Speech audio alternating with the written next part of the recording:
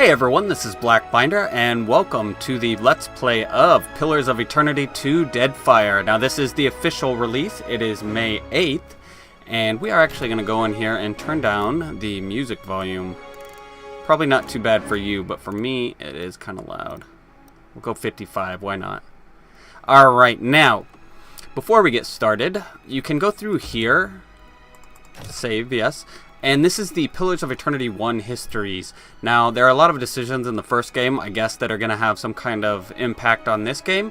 And this is just kind of like a questionnaire you can go through, and it'll give you a bunch of questions on what happened in the first game. Some of them kind of seem inconsequential, but some of them are pretty big plot points. So I would actually go through there and try it out.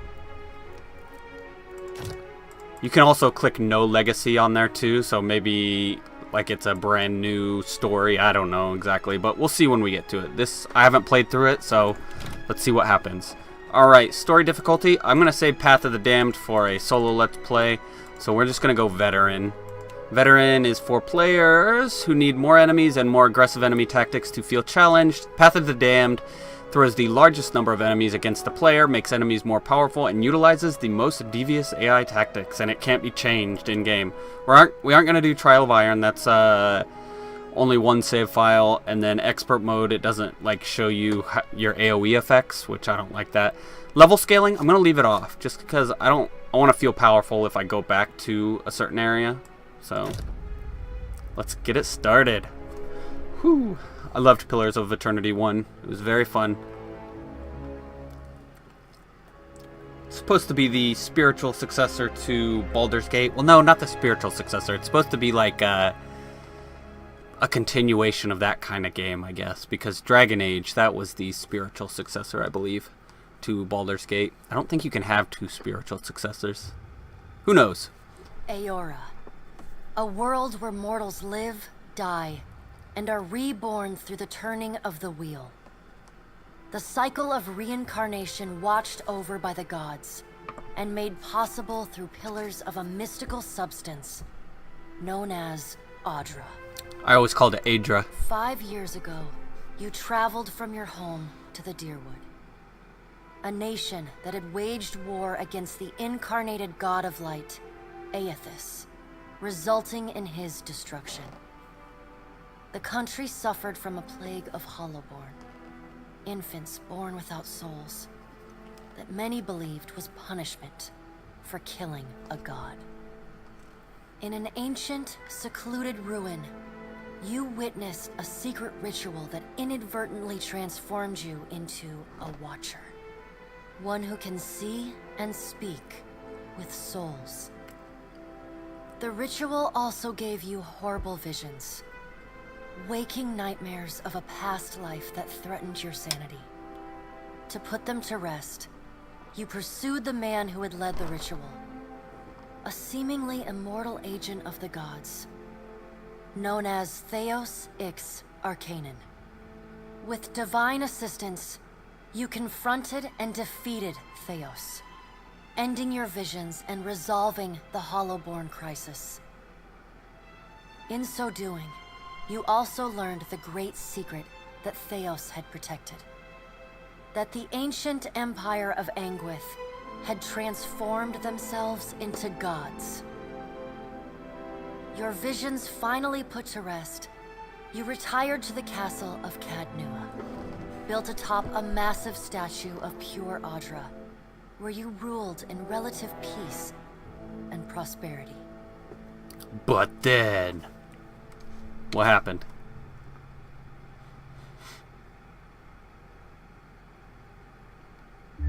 Made a nice story. You fixing up that old keep? Lifting the curse? Must have told it 100 times. But This is something Erwin? gnawing at me. Erwin? Thinking the spirits there weren't really at rest. But maybe the gods weren't finished with us. Oh no.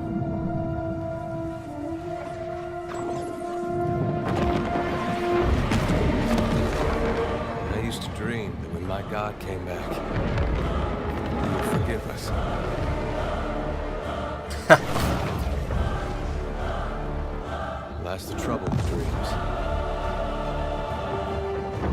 sooner or later. We all have to wake up. Is that me?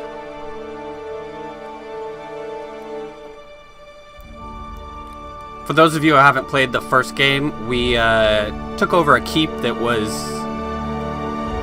had a huge Aedra statue underneath it, and its hand was poking up out of the ground, and that's, I guess, what that is. Somebody took control of the statue. And so you wake to a sleepless world, the in-between of life and death. Follow your memories. You have been here before. Let's go this way.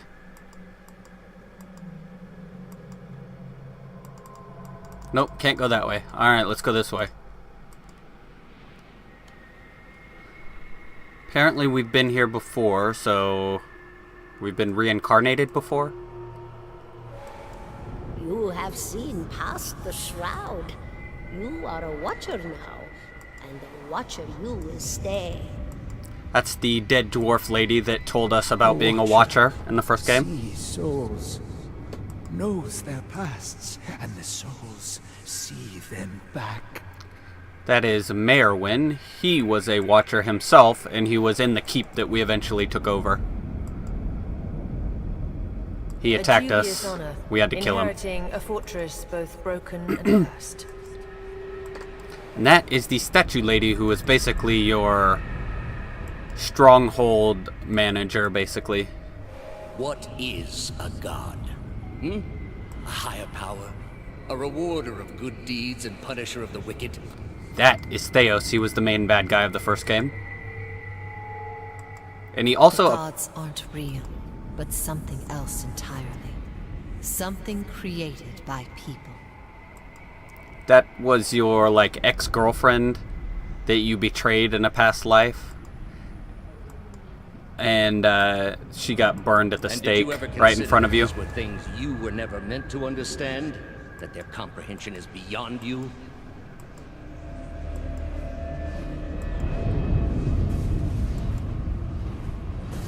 Let the world see. Let them decide what to do.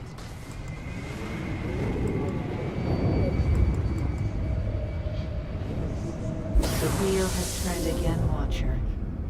Come.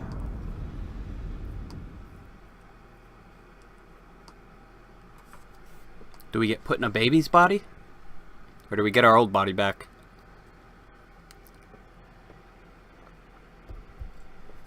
I want to start at level, like close to level 1. I don't want to start at level 12. I like the leveling up process. Long loading screen. Come on. You can do it.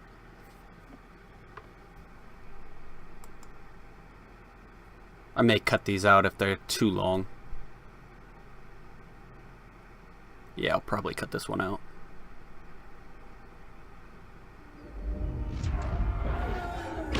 Oh, there's an old guy here. Let's go talk to him. An aged dwarf shares this strange floating platform with you.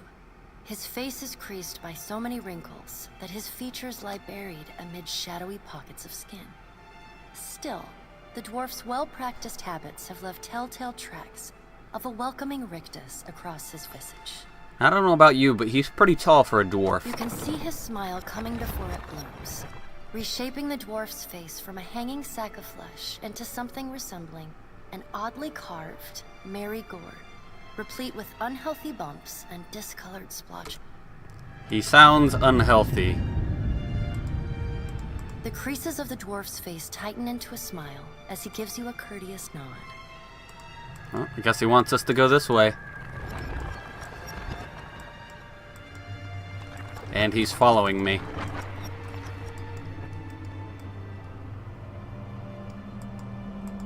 What the heck is that? Please. She's got tarot cards. What is this, ogre battle? Thank you for joining us, Watcher of Cadnua. The gaunt woman seated at the table is clad in time-worn black armor that seems too massive for her to move in. The Pallid Knight. I think that's a god, right? A pale, One of the gods slender from the neck first one? rises from the gorget, topped by a hollow face.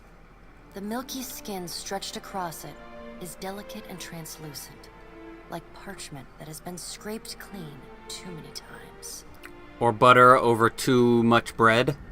Right, Bilbo? She is preoccupied with the arrangement of cards on the table between you. With each movement, her armor squeaks and groans as though bearing an incredible weight. She places a final card, gives a nod of satisfaction, and raises her eyes to meet yours. All right, your tell us brush something. with the divine has drained you of your powers, fractured your memories. Look upon these cards. They represent the courses of your life. You alone know best how they flowed. Arrange them to fit what you remember. Examine the cards to choose your legacy. These are, I'm guessing, like, general ones. Benevolent Soul is probably nice. I'm just going to do Trisao. That's the one I made earlier.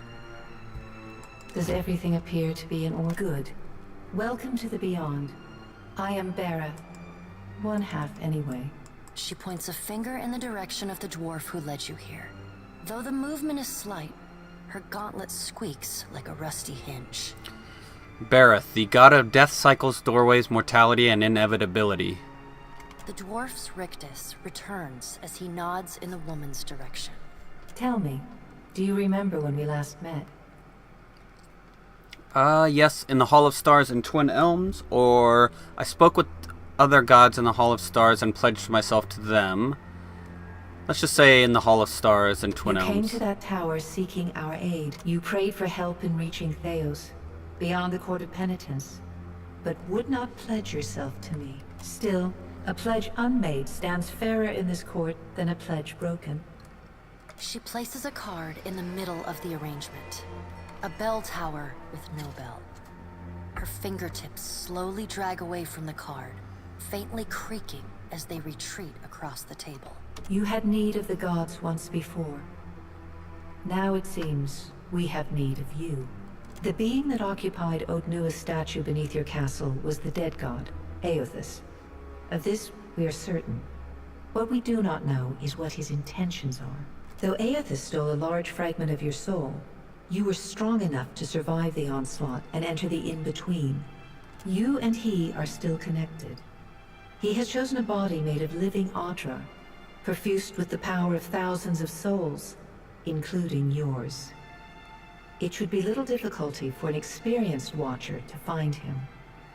Am I dead? Why don't you just do it yourself? Yes, let's... Why don't they? They're gods. Taking a physical form in Aora is fraught with peril. Most mortal minds and bodies are incapable of containing divine power. It can lead to problems, as Aothus learned not long ago. Her armored hand gingerly places a card sideways on the table. It features a man with a burst of light instead of a head. Now that, in the first game, before the first game happened, there was a guy who was said to be a god, or Aothus returned, but some people believed it, some people didn't. Apparently that actually was Aothus. Alright, well, I'd like to find him as much as you would. He destroyed my castle and killed who knows how many people around it. I've had enough of dealing with gods. No, then let's get on with it. Alright, well, I'd like to find him as much as you would. It is my business to know. 322 in Cadnua and your surrounding lands. I hope my party members weren't Their there. souls remain in Aothus still. You have the power to save them. Serve me and I will return you to your body. Or don't, and return to the wheel.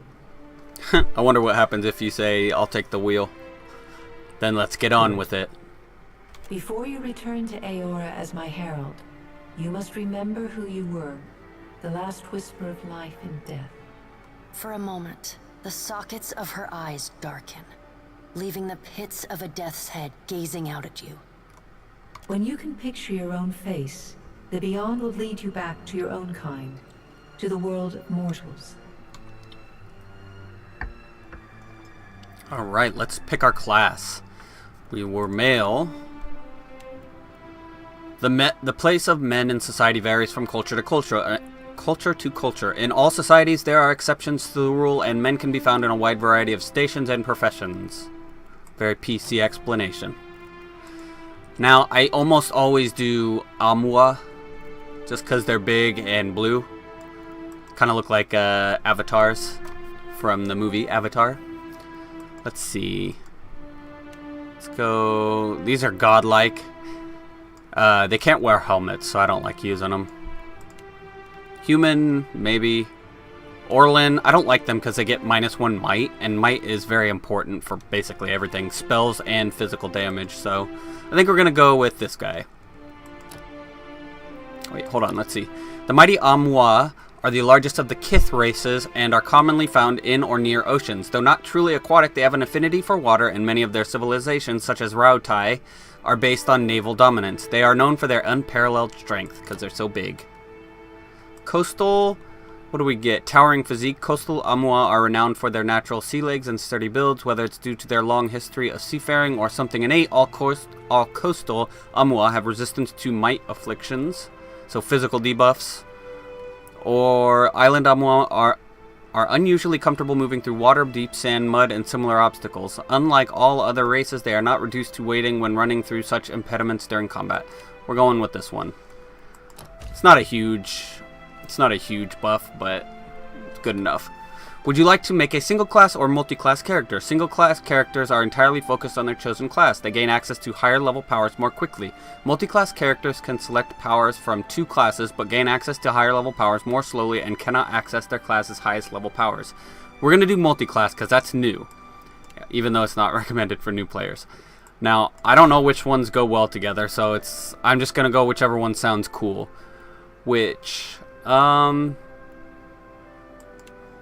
Ranger sounds cool. Their pets sucked in the first one, if I remember right.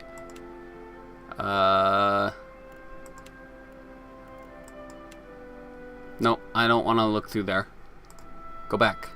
I don't want it to be spoiled for me. We're just going on what sounds cool. Rangers are warriors of the woodlands and masters of the hunt. Always partnered with soul-bonded animal companions, they can be found in wild spaces all over the world.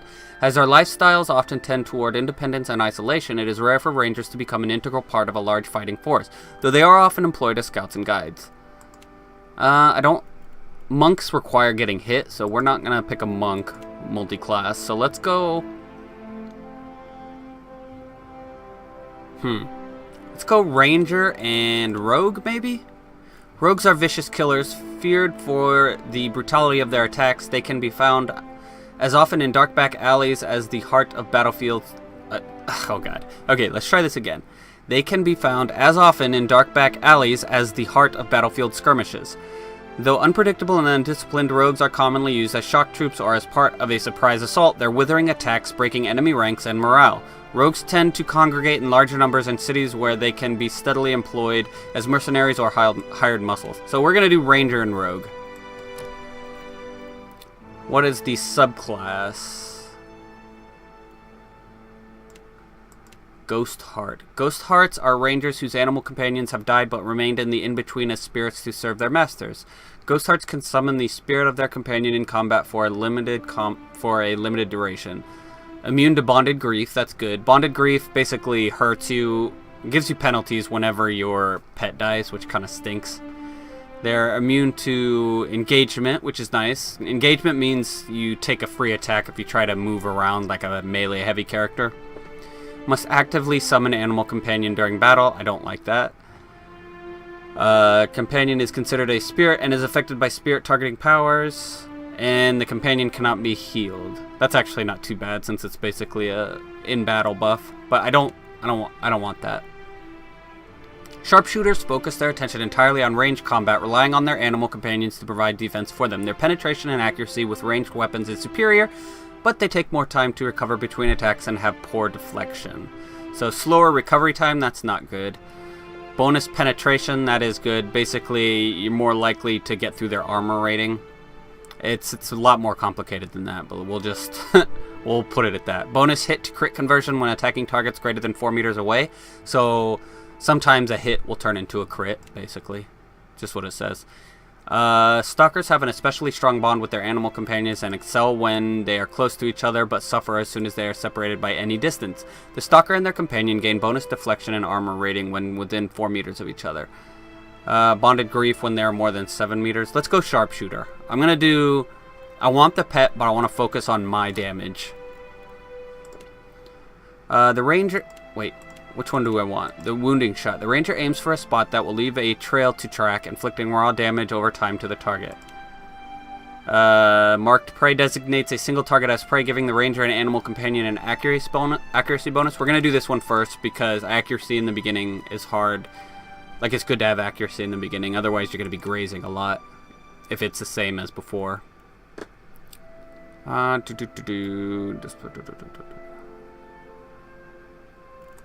Alright, it's not... Okay, here we go. Slowly regenerate health, even during combat. That's the boar. The antelope have naturally superior defenses. The bear has an unusually high armor rating, which is good. That's a front runner so far. We might take that one. Lion have naturally faster action speed.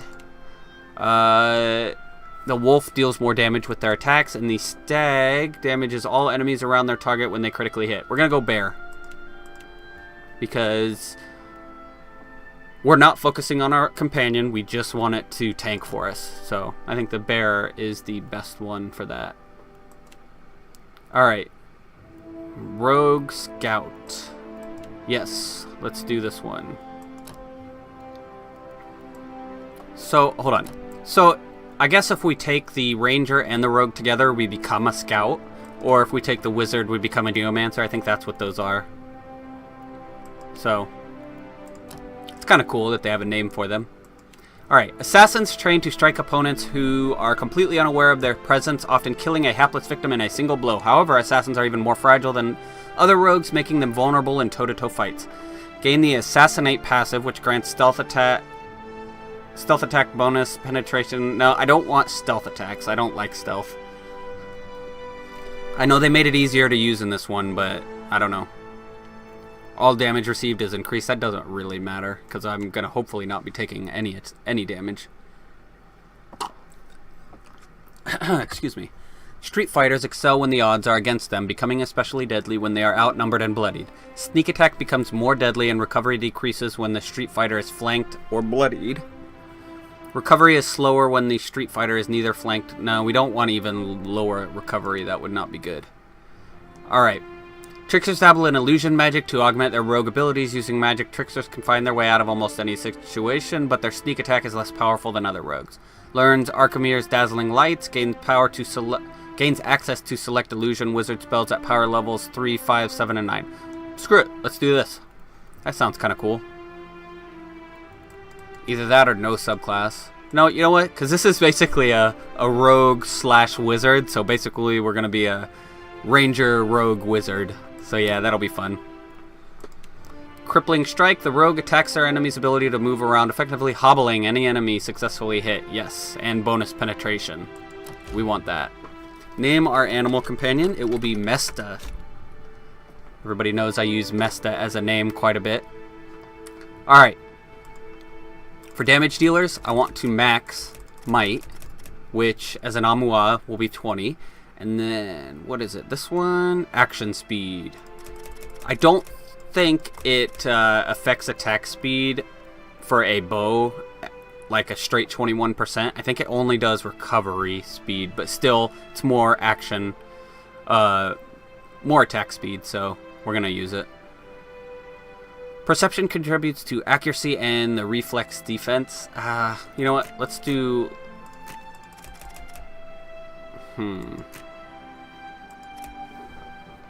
We're at 13.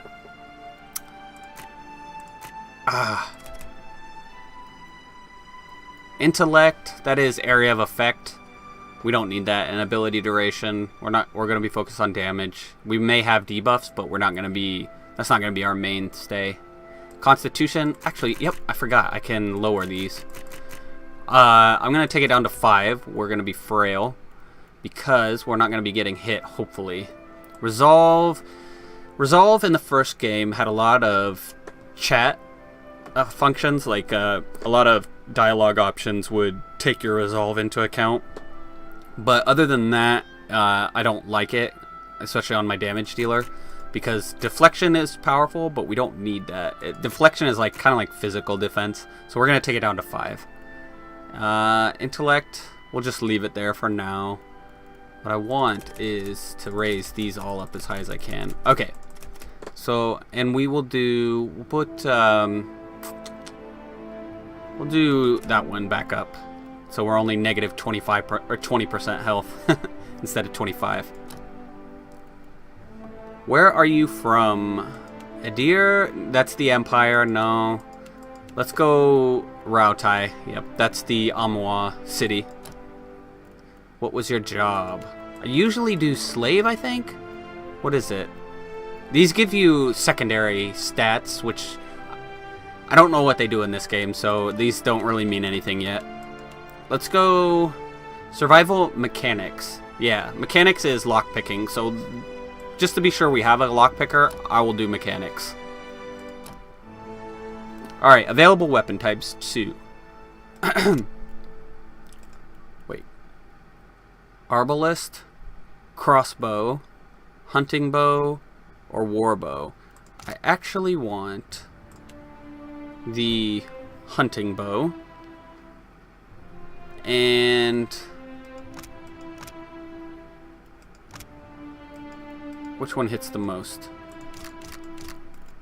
This one does 20, this one does 25. Okay, it's probably slower.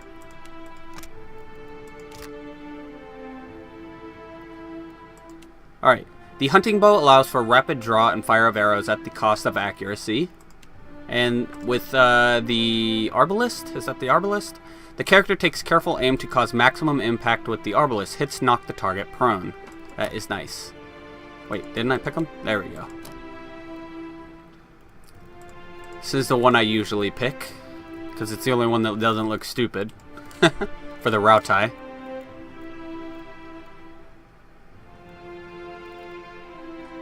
Yep, alright, that's where we're good. I guess I could do one of these too, but oh well. Is that a Rautai? That might be, but I like this one.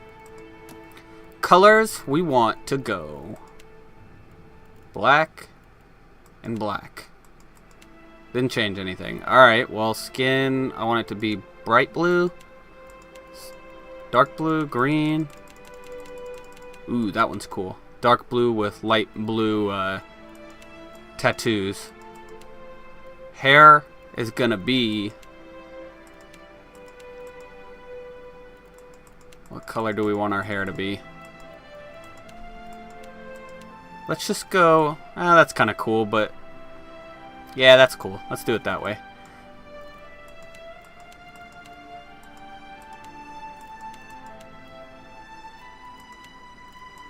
There we go. Head. I actually kind of like this face. Yeah, let's stick with the first face. The hair. I usually like to do some kind of ponytail. No, we're not playing anime. Pillars of Eternity.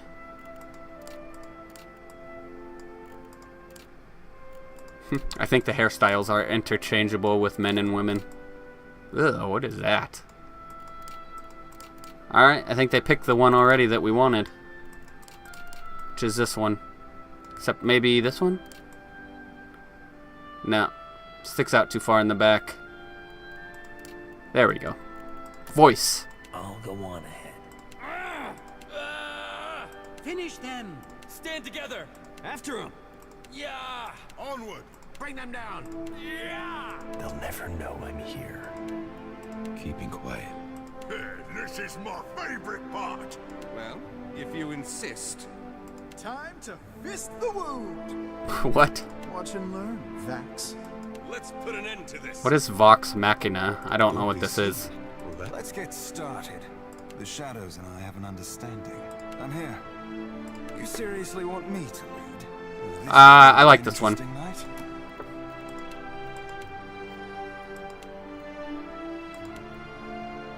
Nope, nope, not that one. No. That's not roguish, that's sassy.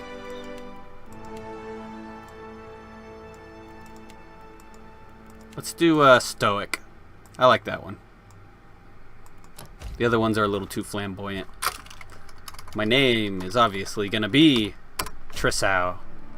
Sharpshooter, Trickster, Power Source, Bond, and Guile. Looking good. Plus 30% damage. I like that. Alright, we've got Disarm difficulty 2.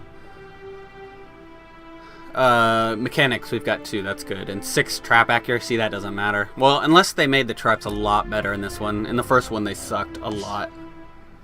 Go forth now, Watcher, as my herald. Know that I do not give you this title lightly. When the time comes, you will have the power to reveal the souls that cling to you. To open the gateway from the in-between to the waking world. Find Aethys. Learn his plans. When I have cause to talk to you, I will summon you. With a quick gesture of her hand, you feel a sharp pain in what would be your chest. The pain continues, intruding deeper into your soul. Looking down, you see a small lump of darkness roiling within you. The darkness lingers there, but the pain abates and fades entirely within the span of a few seconds. Okay. A chime. Do not fear, Herald. It will not harm you unless you choose to cross Oh, well, me. great. I trust it will not come to that. Her gauntleted hand gestures to the dwarf, hovering nearby. The dwarf nods, contorts his face with his odd smile, and gestures to a new door. I want to go in this door. There's lots of doors over here. Let's do right about there.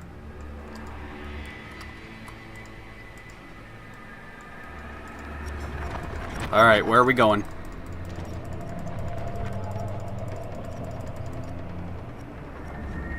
Look at my pet!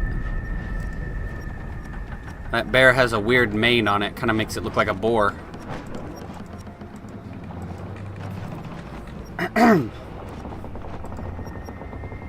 It's like most of this episode's gonna be the prologue, or the epilogue? Whichever one's before. The prelogue. Yeah, who is that? That is Eowyn, right? Or Erwin. I can't remember his name. It's E something. Edir. Is it Edir? Yeah, it's Edir. Why was I saying Eowyn? Oh, that's Lord of the Rings. Maybe that's it. And my bear waiting for me. The return to your body feels like waking after a fitful drunken sleep. The rocking of the ship sends pain jolting through your limbs. Crashing waves hammer inside your skull. Adair watches over your body with a glazed look, taking long, even tokes from his pipe. At the first movement of your chest, he starts. His gasp, mid-puff, sends him coughing and straining for breath. Ha, nice. No, there's no way. You're awake. What are you doing awake? How are you feeling? Alive. Alive's a big improvement.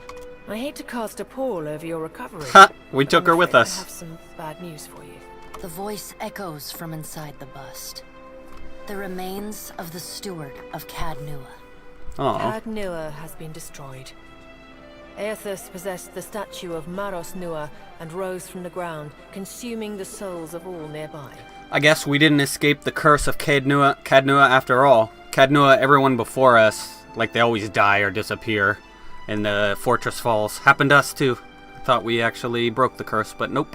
It is only by the exceptional strength of your soul that you survived. And even then, just barely. The further Aethys withdrew, the weaker you became. We chartered this ship. I know not how, Whoops. but it seems he has retained a piece of your soul. And proximity to it has brought you back. I know. How could you know all that? You've been faking on us. He pokes at your shoulder with one finger. End dialogue.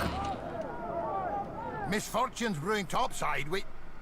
Magrans fires the captain stirs. An older man with ale-sour breath rubs his bloodshot eyes and stares at you. Engrim, the smell of drink on your breath could wake the very dead. Now what's this about? Pirates. They're demanding parley with you, Captain. Well, then I won't disappoint I know them. this is asking a lot, but you better arm yourself and get on deck. Should be some gear in there. She indicates a nearby wardrobe. Where is my nearby wardrobe? Right here. What the hell is this, Adair? Hylia's bounty. A blessing from Hylia for fulfilling your promise to her. This strange food provides sustenance and comes with the goddess's blessing. Plus 10 to all defenses, plus 2 to all skills, and 25% to max health, but we can only use it 3 times, so we'll save it. Alright, now make some use of it. The heck happened to all my godly gear, Adair? Alright. First things first. Arbalest hits hard enough. Oh, wait. I guess they both hit really hard. Huh. Piercing or slashing. It'll do whichever one is the best, I believe. They're both unfit for melee. This one does less critical damage. This one has more accuracy, so we're going to be low on accuracy in the beginning. So we will use this one. I wonder why you would use this one at all. Just because it knocks them down? 28... 33, yeah, I don't know.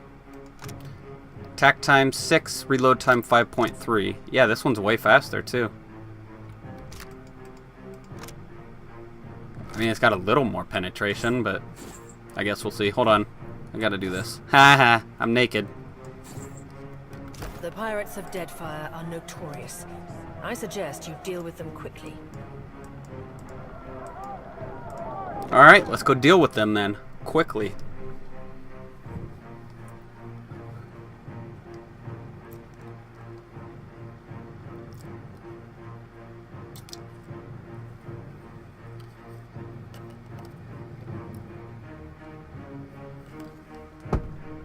Come on, load screens, you're killing me.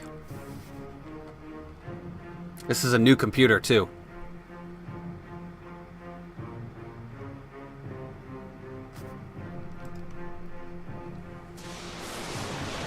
Well, what have we here? A little sloop? Lost and alone in the storm? A surly, brutish-looking captain stands stiff-backed before his crew. He scowls as he assesses you, his hair whipping about his ears in the wind. I'll be taking your ship now, if you don't mind. And especially if you do. Well, at least he asked. I am a gentleman of fortune. The captain shrugs in the sheeting rain before pinning you with a slow, murderous Give her up grin. easy, and I'll see you get a swift death. It'll be bloody and agonizing, sure. But at least it'll be quick.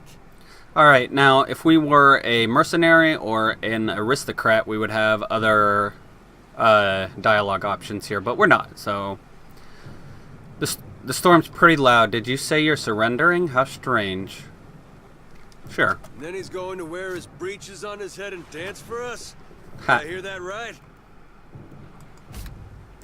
You've gained a reputation and a disposition. Dispositions represent how people perceive your personality throughout the world. Even seemingly nasty reputations will be favored by some people, and benign reputations sometimes bring out the worst in certain people. No disposition is inherently good or bad in Pillars of Eternity 2. Well, I want to be a smartass, so... Aye, but the breeches are gonna be stitched from your skin. Ah, that's kind of gross, dude. You got a smart mouth on ya. Careful. That'll get you killed faster than any blade. He grins to show crooked teeth. Listen up, mates. He cracks his neck as he addresses his I'm crew. off to spear me a bigger fish. One with sharper teeth like. I'm trusting you lot not to cock this up. Don't damage the sloop when you take it. Play with the crew if you'd like, but don't bring me any prisoners. None that are alive. Alright, you can pause it by hitting space. Alright, everybody go do your thing. You get back. Adair? Are you not? I can't control you yet. Fine, we'll look at the combat introduction. Characters with the red, yeah, they're hostile. That's not really... That's pretty obvious. Alright, what is this? Bond. I don't know what that means. Crafting. AI script. Where's my hotbar? Oh, there it is. Ranger abilities, rogue abilities. Archimere's dazzling lights overwhelms anyone in the area of effect with a brilliant and bewildering pyrotechnic display, decreasing their will and leaving them dazed. Well, let's do that on these guys. Slow them down a little bit.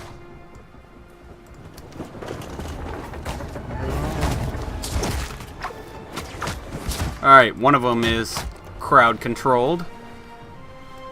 We'll let Adair mop them up. We need to stop these guys.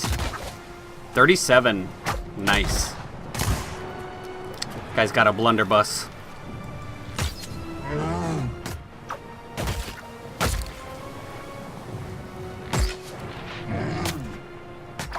Alright, now take down this one.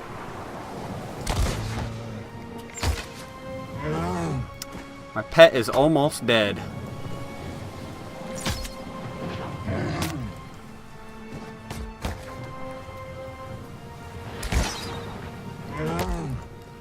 Alright, one more down here. That was nothing. Storm's picking up! Take cover!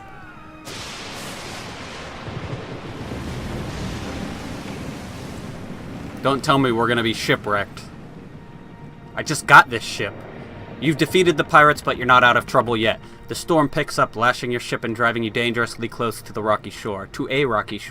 The Defiant's crew hurries to reduce sail and batten down the hatches. They work quickly, but the ship is still listing heavily. Just then, a loose crate tumbles toward you, gathering speed on the rain-slicked deck. It misses you, but knocks Chitupek, one of your deckhands, off his feet. The Defiant heaves. Chitupek pitches over the side. He grabs onto the rail, but his fingers are slipping. He cries out for help. Meanwhile, the runaway crate totters on the edge of the deck, ready to plunge overboard. You recognize the symbol on the front and realize that it likely contains a salvage from Caed Nua, your keep. Well, we gotta rescue the guy. You grab Chitupek's arm just as his grip fails. For a tense moment, he hangs suspended over the roiling sea. Then, with a mighty tug, you pull him back onto the deck. You hear a heavy splash. The crate from Caed Nua is gone. Chitupek, meanwhile, nods in gratitude and hurries to his station. Meanwhile, the storm has nearly driven you ashore. A flash of lightning reveals a treacherous coastline and Aothis striding into the distance. The lookout barely has time to shout a warning before the Defiant runs aground. That is a big statue. Those are trees, by the way. The impact hurls you from the deck and into a froth of waves, bodies, and splintering debris. You struggle toward the beach just ahead, and even as the surf tugs you toward the open sea. You kick and paddle with all your might until at last you feel sand between your fingers. Pulling yourself ashore, you collapse. It's very hard to swim in armor. It's hard to swim in clothes, period.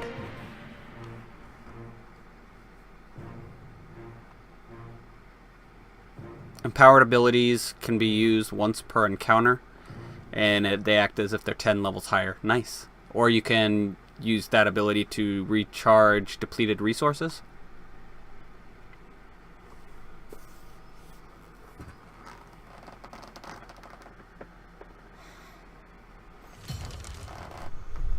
Seek out a means of repairing your ship. Are there going to be werewolves on this island? Any Baldur's Gate fans here? No? You've been getting a lot of sleep so far on this trip.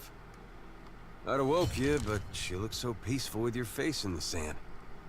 I could have swore he said something like that last game. Adair runs his fingers through his hair and removes a strand of seaweed he finds lodged there. He examines it closely and then tosses it onto the sand. If you're worried about the ship, you can stop worrying. It's wrecked right over there. He points out the Defiant, despite it being difficult to miss from your vantage point. So far, it's just you and me and the chair lady over there. Adair nods towards something further up the beach. It's a relief to see you awake, my lord. I worried you were in for another long sleep. Your steward appears to be lodged between some rocks. Despite this, her tone is warmly cheerful. Where are we? Don't know, but it's real pretty. Difficult to say for certain. The Deadfire is spotted with islands, some quite small. The good news is that if the storm hasn't spun us round entirely, I'd say we're in charted waters. I believe the Valian Trading Company operates in the region. Hence that little visit from that wretched pirate captain. Can we patch up the ship? I'm afraid I won't be much assistance in that regard. And not to doubt Master Adair's capacity, but even he would need supplies. That's true. Steak, especially. Patching the hull is only the start. You're going to need help getting the Defiant out to sea again. And a crew, for that matter. Let's see about the other survivors. Then somehow we gotta get the ship repaired. I don't want to be paddling out of here on a salvage raft. For now, I'd say your best bet is to find some sign of civilization. If nothing else, we may be able to hire on a shipwright. My lord, if it is not too taxing, could you explain how it came to pass that you were returned to us? Squint dramatically while looking out at the ocean. I've returned as the Herald of Bareth. I'm on a special mission to find Aethys and learn what his plans are. My soul passed into the beyond, and Bareth gave me a choice. Find Aethys or die. Bareth has given me a sacred duty. Now, I want the squint dramatically one. Sure. I suppose if any mission could be considered special, it'd have to be this one. A perilous endeavor indeed. Castle or no castle, you are still my lord, and I will aid you to the best of my ability. Dude, you're a statue's head. Well, I suppose we better get a move on. Let's do it. Choose a single class or multi-class for this companion. This choice cannot be changed later. Swashbuckler, fighter, rogue. Let's just do fighter. I am going to do lots of multi-class people, but not this time. Not with him. I want him to be a usable tank. What do you need? Pet will not always be able to tank for me. If it's anything like the first game, they fall off in the mid-game somewhere. I'm here. Eventually they pick back up because your damage becomes so high you can kill the target that's attacking them before they die. But, easily done. I don't know. I don't know if they buffed the pets this time around or nerfed them. I'm hoping they buffed them because they kind of really sucked in the last game. Fun, but they sucked. I did an all-ranger party by using the console commands to change all the party members. I liked using the story characters, but I hated their classes. So you had to go through this whole process of redoing their stats and stuff by console command. It was really annoying. Leather armor and a Principi hat. Pirate hat? What does this do? The Defiant is looking far worse for wear after its unexpected landfall. The hull has splintered in several places along the keel, while the tattered sails stand as evidence of your battle with the pirates. The deck of the Defiant is well out of reach from here. The ship groans like a beached whale each time the waves roll in, but it doesn't seem to be listing further. You may be able to climb up. Use your grappling hook. Now let's scale the hull by hand. I think we're strong enough, right? You find a gap in the planks along the bow of the ship and start the climb. You are halfway up by the time your arms start to tire. Adair makes it to the railing well ahead of you, pulling himself up and over the side. He turns then to help you the rest of the way, and the two of you find yourselves safely atop the deck of the Defiant. Whatever, fine. I'm a wuss, I get it. Yes? Well, what is up here then? Understood. I see nothing.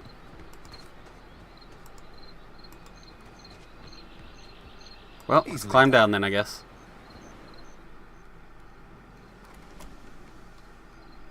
Yes? Well, I prefer something with a little more. Oh yeah, Header or Hedwig or something like that. The merchant at the beginning of the first game. That's who this voice is. Ingredients, it's just for crafting. We'll go over that later. Nice and quiet. But that's where we're gonna end it for today. We're already at 50 minutes. That was a lot of dialogue, but pretty cool start so far. I'm very excited. I'm actually gonna just do the next video right after I stop this one. So, alright, so please leave a like or comment below, and feel free to subscribe for more full Let's Plays like this one. And that's my mama.